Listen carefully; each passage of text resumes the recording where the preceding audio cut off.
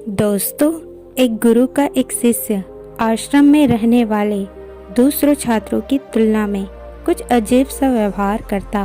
वो चिड़चिड़ा सा रहता, बात बात पे आश्रम के दूसरे बच्चों पे क्रोधित हो जाता। वो अक्सर दूसरों की छात्रों में सुबह सोकर उठता, ना तो ध्यान आदि करता और न ही आश्रम के दूसरे बच्चों के साथ मिलजुल कर रहता।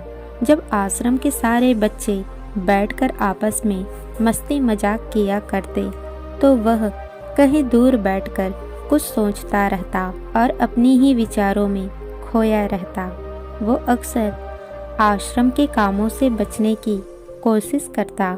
किसी भी काम में उसका मन नहीं लगता था। वह हमेशा अपने विचारों में खोया रहता, जिसकी वजह से आश्रम के दूसरे छात्र उसे बिल्कुल भी पसंद नहीं करते थे और हमेशा ही उससे दूर रहने की कोशिश करते। गुरु उस शिष्य की मनोदशा को पहले ही भांप चुके थे। उन्हें मालूम था कि असल समस्या यह है, इसलिए वो पिछले बहुत समय से उस शिष्य पर अपनी नजरें गड़ाए हुए थे।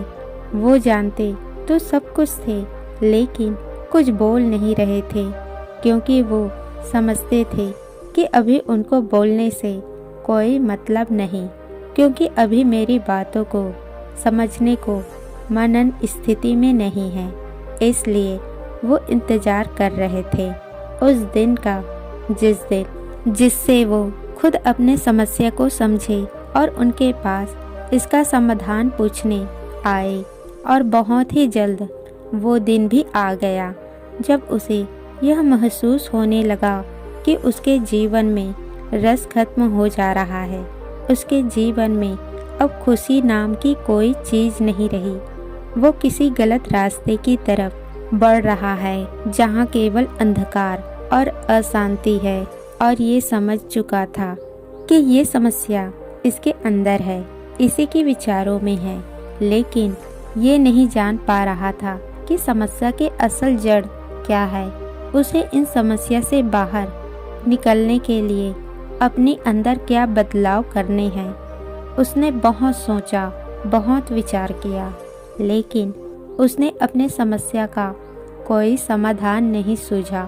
फिर अंत में उसने अपने गुरु के पास जाने का निर्णय लिया। उन्हें गुरु के पास गया और हाथ जोड़कर बोला, गुरुवर, मैं अपनी जिंदगी से तंग आ चुका हूँ। मुझे मेरे जीवन में कोई रस ही नहीं आता, जीवन का कोई विस्तार ही नजर नहीं आता, कोई लक्ष्य ही नहीं है। मैं जब भी खुद को देखता हूँ तो लक्ष्यहीन और उदास मनुष्यता मैं खुद को पाता हूँ। गुरुवर, कृपया आप मुझे कोई रास्ता दिखाए, कोई मार्ग दिखाए। गुरु तो इस दिन का इंतजार ही कर रहे थे। उन्होंने कहा, बेटे, तुमने अपने समस्या को जाना और ये स्वीकार करा कि समस्या तुम्हारे ही अंदर है। इसके साथ तुमने समस्या की तरफ अपना पहला कदम बढ़ा लिया। इसके बाद गुरु ने गंभीर होकर कहा, बेटे, आज मैं तुम्हें 5 ऐसी आदतों के बारे में बताऊंगा जिन्हें तुम्हें आज से ही छोड़ने का प्रयास करना चाहिए, अन्यथा ये आदतें किसी के भी जिंदगी बर्बाद कर सकती है। शिष्य ने कहा, बताइए गुरुजी, कौन सी वो आदतें हैं जिन्हें आज से ही छोड़ना है। गुरु ने कहा, पहली आदत जो तुम्हें छोड़नी है वो है ज़्यादा सोचना। ज़्यादा सोचना अपने लिए नई समस्याएं खड़ी करने की एक कला है। ज़्यादा सोचने से तुम खुद को बर्बाद करते ही हो, साथ ही तुम उस हाथ आए मौके को भी बर्बाद कर देते हो, जिसका सही उपयोग करके तुम अपनी ज़िंदगी बदल सकते थे। इसलिए ज़्यादा सोचना केवल तुम्हारा वर्तमान ही नहीं, बल्कि तुम्हारा भविष्य भी बर्बाद कर देता है। ज़्यादा सोचने की वजह से हमारे आसपास की चीज़ों और परिस्थितियों को वैसे नहीं देख पाते जैसे वो असलियत में है, बल्कि उन्हें अपने हिसाब से तोड़ मड़ोड़ कर खुद के सामने पेश करते रहते हैं। ज़्यादा सोचना मन में तनाव पैदा करता है। यह चीज़ों और स्थितियों को और भी ज़्यादा बदतर बना देता है। समस्याओं को हमारे सामने और भी ज़्यादा बढ़ा चढ़ा कर दिखाता है। कई बार जो हम अच्छा काम कर सकते हैं वो ये है कि हम कुछ भी ना करें, बस खुद को शांत रखें। ज़्यादा सोचना छोड़ो, क्योंकि तू अपने आसपास की हर चीज़ को ठीक नहीं कर सकते। कभी भी सारी चीज़ें हमारे हिसाब से नहीं चलने वाली।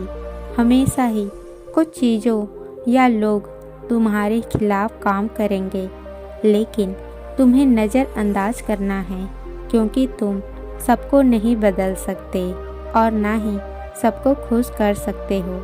अगर तुम ऐसा करने का प्रयास करते हो तो अंत में तुम्हें दुखी मिलने वाला है। और ज़्यादा सोचना खुद के लिए दुखी सबसे बड़ा तरीका है। किसी भी चीज़ों को हल्के में लो और ज़्यादा सोचना बंद करो। गुरु ने कहा, दूसरी आदत जो तुम्हें छोड़नी है वो है बदलाव करना। बदलाव प्रकृति का नियम है। जो समय के साथ नहीं बदलता, समय उसे बर्बाद कर देती है। हमें हमेशा जीवन में आने वाले नए बदलाव के लिए तैयार रहना चाहिए। हालांकि खुद को बदलना, यह किसी नए बदलाव को स्वीकार करना इतना आसान नहीं होता, लेकिन बहुत से नए बदलाव और परिस्थितियों का सामना करने के बाद तुम्हें यह महसूस होना शुरू हो जाएगा कि बदलाव एक ऐसी चीज़ है जिसे थोड़ी सी प्रयास और नई सीखों के साथ आसानी से स्वीकारा जा सकता है। और ज़्यादातर बदलाव अंततः हमारे लिए लाभदायक ही सिद्ध होते हैं। गुरु ने कहा, तीसरी आदत जो तुम्हें छोड़नी है वो है बीते हुए कल में जीना। यानी तुम्हें अपने अतीत में जीने की आदत छोड़नी होगी। अतीत के बारे में सोचना और अतीत में जीना दो अलग अलग चीज़ है। कभी कभार अतीत के बारे में सोचना अच्छा होता है, क्योंकि हम अपने बीते हुए कल से बहुत कुछ सीख सकते हैं। लेकिन जब हम हर समय अपने बीते हुए दिनों की अच्छी बुरी यादों में खोए रहते हैं तो यह अतीत के बारे में सोचना नहीं, बल्कि अतीत में ही जीना कहलाता है। कभी किसी ने हमारा अपमान किया था या हमारे साथ कोई बुरा घटना हुई थी और हम आज तक उसी चीज़ को लेकर बैठे हुए हैं, उससे बाहर नहीं आ पा रहे, ये सही नहीं है। या फिर हमारे साथ बहुत अच्छी घटना हुई थी या फिर बहुत अच्छी घटना के साथ थे, उनके साथ हमारे बहुत अच्छे आदतें जुड़ी हुई है, लेकिन हम अब उन पुरानी आदतों के बारे में ही सोचते रहते हैं। ये ठीक नहीं है। हमें समय के साथ इन सब यादों से बाहर आ जाना चाहिए। हालांकि यह बहुत मुश्किल है, लेकिन ये हमारे लिए अच्छा है। कभी कभी किसी इंसान के लिए अपने अतीत से बाहर आना बहुत मुश्किल होता है, क्योंकि उसके अतीत में बहुत अच्छी यादें होती है। वो अपने अतीत के यादों के साथ बहुत खुश और आरामदायक महसूस करता है। लेकिन अतीत में जीना एक समस्या है, क्योंकि ये हमारा वर्तमान हमसे चुरा लेता है।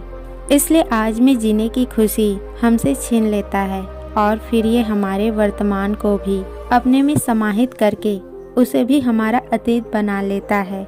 और फिर हम जिंदगी को होशपूर्वक ना जीकर बस इसे सपनों में ही जी कर चले जाते हैं।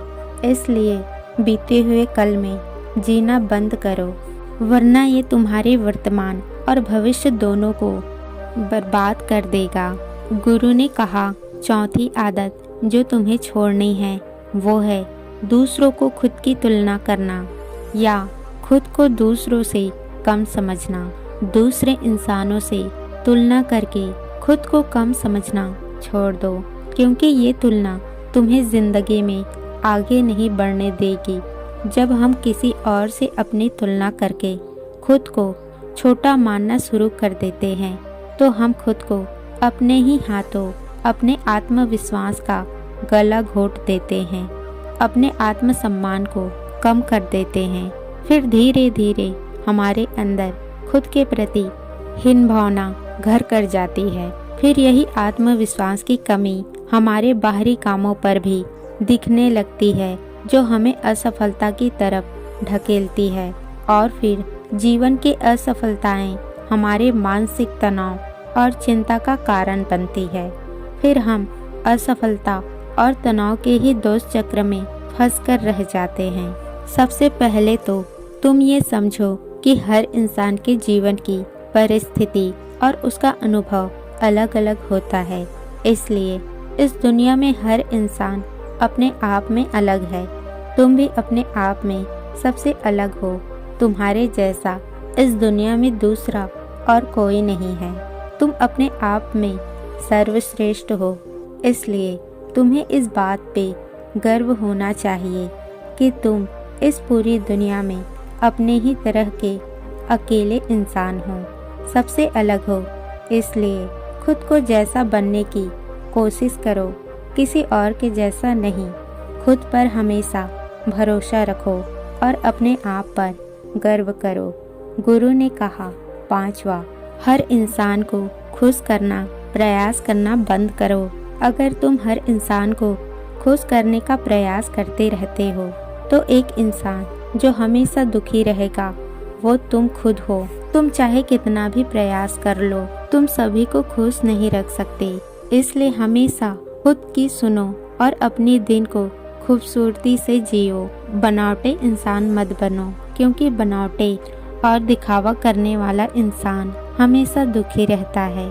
जो व्यवहार हमारे अंदर से आता है उसे आने दो, उसे बदलने की कोई ज़रूरत नहीं है किसी को खुश करने के लिए। और इसका मतलब ये नहीं है कि तुम किसी को अपशब्द कहो या उसका अपमान करो।